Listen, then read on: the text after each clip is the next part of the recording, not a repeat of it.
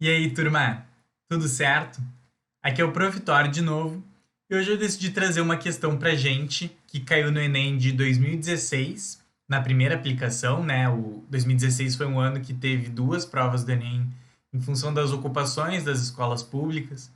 Foi na época do impeachment da Dilma, enfim. Vamos dar uma olhada nessa questão, eu gosto muito dela e essa é uma questão que não acaba quando termina, tá? Então fica até o fim do vídeo. E antes de começar, já deixa o like e se inscreve no canal, se quiser receber mais vídeos sobre matemática para a prova do Enem. Vamos ver essa aqui então. Questão 169 da prova azul. Essa questão é uma questão que tem um baita de um textão. O que a gente pode fazer? A gente pode olhar primeiro para o comando da questão e depois a gente lê já procurando aquilo que a gente quer exatamente. O que diz aqui então?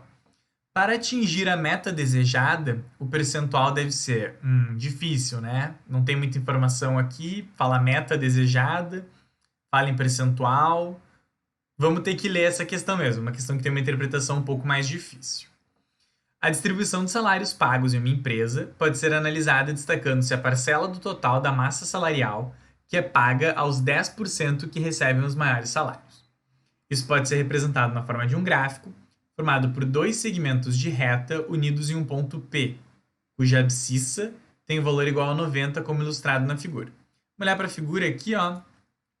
Abscissa é uma palavra mais desconhecida, mas quer dizer o eixo X. Tá bom? Então aqui, ó, a abscissa tem valor 90, então o P está no 90. E o que isso aqui quer dizer, né? Vamos tentar interpretar um pouco esse gráfico, ó. Entre o 90 e o 100, a gente tem os 10% que ganham os maiores salários.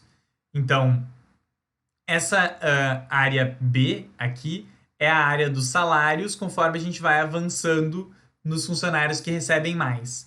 Então, aqui entre o 90 e o 100, essa linha aqui é o salário dos 10% que recebem mais. Vamos ler um pouco mais aqui. No eixo horizontal do gráfico, tem-se o percentual de funcionários, ordenados de forma crescente pelos valores de seus salários, e no eixo vertical tem-se o percentual do total da massa salarial de todos os funcionários. Isso que eu acabei de falar, né? Aqui na horizontal, a gente tem a quantidade de funcionários e aqui na vertical, a massa salarial acumulada. Essa linha aqui seria a linha ideal, em que todo mundo recebe a mesma coisa. Mas, né, a vida real não é assim. Então a gente tem essa área aqui dentro que tu tem as pessoas que recebem menos até aqui, e esse é o somatório do salário deles. E aqui tu tem o salário dos 10% que recebem mais, na parte à direita do ponto P. O índice de Gini, que mede o grau de concentração da renda de um determinado grupo, pode ser calculado pela razão A sobre A mais B, em que A e B são as medidas das áreas indicadas no gráfico. A empresa tem como meta tornar o seu índice de Gini igual ao do país, que é de 0,3, 30%, né? Para tanto, precisa ajustar os salários de modo a alterar o percentual que representa a parcela recebida pelos 10% dos funcionários de maior salário em relação ao total da massa salarial. Para atingir a meta desejada, o percentual deve ser quanto? Difícil de interpretar essa questão mesmo, né? Olha só qual é a ideia aqui. A gente quer calcular A, que é a área, essa área aqui, sobre A mais B, que seria a área do triângulo todo, né? Essa área aqui cinza mais claro e essa área aqui B cinza mais escuro. Beleza. A gente quer que essa razão seja igual a 0,3 ou 30%, né? Vou deixar por enquanto como 0,3, porque é isso aqui o que a gente tira da questão. Beleza. Como que a gente vai fazer isso aqui agora? Não entendi muito bem o que é para fazer, prof. A gente vai fazer o seguinte, ó. Eu preciso que essa parte aqui, ó, do ponto P em diante, essa parte aqui, seja alterada. Ou seja, eu preciso fazer com que os meus 10% que recebem mais recebam um pouco menos, para mudar o meu índice de Gini para o valor que eu quero ali. eu vou chamar então esse valor aqui, que é a porcentagem do salário dos que mais recebem, de x, que é o que eu quero descobrir. E a partir de agora, eu consigo calcular essa área toda. Porque olha só, esse pedaço que sobrou aqui para baixo, ele é 100, porque tudo isso aqui é 100, menos o valor de x. Então, esse pedaço aqui, ele é 100 menos x. Primeira coisa que eu posso perceber, quanto que é o valor de A mais B, essa área toda? É a área desse triângulo aqui, ó. O triângulo que é exatamente metade do nosso gráfico. E essa área eu consigo calcular até um pouco mais tranquilo. Porque eu tenho 100 aqui na base, 100 na altura. E a área do triângulo é base vezes altura dividido por 2. 100 dividido por 2 é 50. 50 vezes 100 vai dar 5.000. Então, a área do A mais B é 5.000. Vou tentar calcular agora só a área do B, porque vai ser assim que eu vou encontrar a área do A. Eu vou pegar essa área toda e vou tirar a área do B. Eu consigo calcular a área do B fazendo assim, ó. A área do B é esse triângulo aqui, aqui e aqui. Esse triângulo aqui, mais esse retângulo aqui, certo? Aqui eu tenho um retângulo, e mais esse triângulo aqui em cima. Como que eu vou calcular essas áreas? Eu tenho, então, aqui é 90 vezes 100 menos x sobre 2. 90 vezes 100 menos x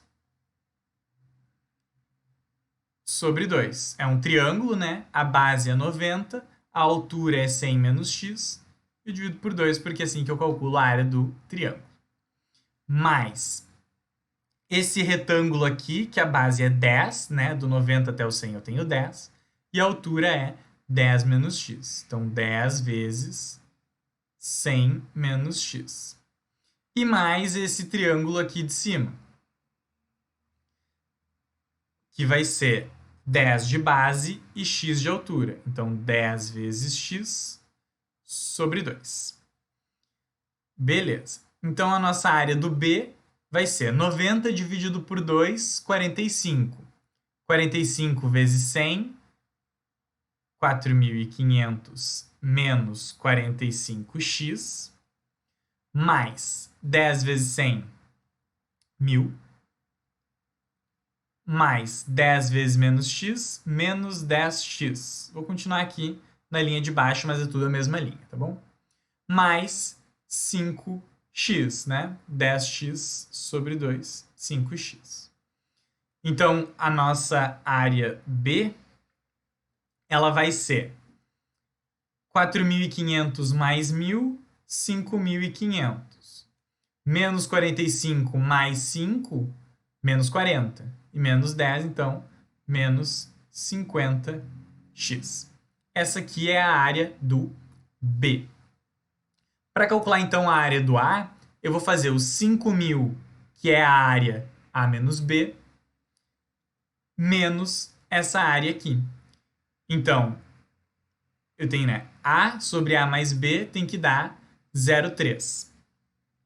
Então, eu tenho que 5.000, que é a área de tudo, menos a área do B. Então, menos 5.500 menos 50x, né? Esse aqui que está dentro do parênteses é o nosso B. Sobre A mais B, que é 5.000, tem que ser igual a 0,3, que é 3 sobre 10, certo? Essa parte em preto aqui veio da parte vermelha lá em cima. O que eu posso fazer aqui? Esse 5.000 eu vou passar multiplicando e aqui dentro eu vou trocar os sinais. Então, eu tenho que 5.000 menos 5.500. E esse menos foi lá no menos 50 também. Ficou mais 50x. É igual a 3 sobre 10 vezes 5.000. O que eu vou fazer aqui? Vou cortar um zero do 5.000 com o zero do 10. Vamos ver onde é que eu chego. 5.000 menos 5.500 vai me dar menos 500 mais 50x é igual a 3 vezes 500, que vai dar 1.500. O menos 500 passa para o lado de lá fazendo mais. Então, eu tenho que 50x é igual a 2.000.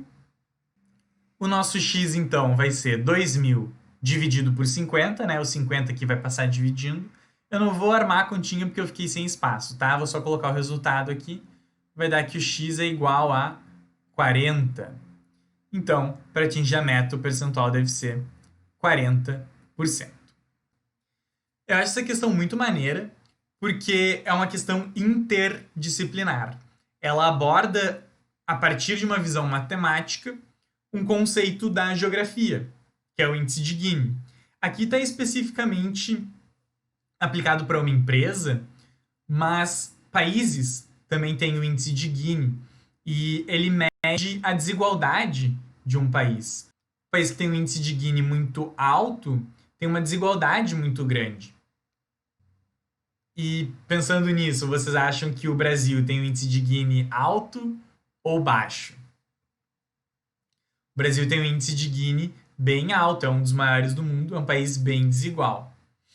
Além disso, também é uma questão intradisciplinar, no sentido de que dentro da própria matemática, ela aborda diferentes representações. Aqui a gente olhou para o gráfico a partir da perspectiva geométrica, mas a gente usou um x, e isso já é um conceito mais algébrico, né? Aquela ideia de ter uma incógnita, que inclusive a gente poderia trocar aqui o valor para qualquer outro e a gente encontraria quanto precisaria ser o salário dos 10% que recebem mais. E também tem a perspectiva aritmética, quando a gente encontra o x para dizer que 40% é o percentual que os 10% que mais recebem salário precisam receber para que o índice de Gini seja 0,3. Tá bom, gente? Gostou da resolução? Gostou de toda a explicação? Deixa o like, deixa um comentário se ficou com a dúvida e se inscreve no canal para receber mais conteúdo de matemática para o Enem. Certo, galera? Falou e até a próxima!